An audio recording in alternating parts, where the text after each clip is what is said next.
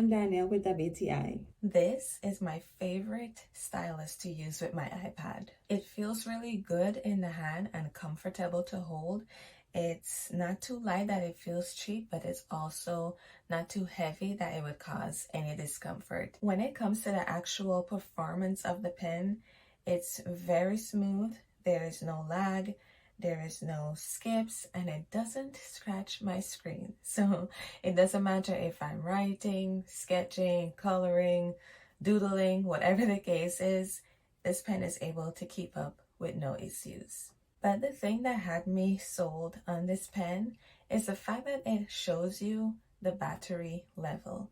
Have you ever been doing something important or in the middle of writing something important and then whoop, your pen dies?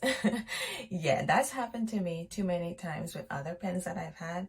And so the fact that this showed me as I'm using it where the battery level is prevented that from happening. Actually, I've not had that issue at all since having this pen because I'm able to see what the level is and able to charge it up so that doesn't happen, and it's always ready to go when I'm ready to go.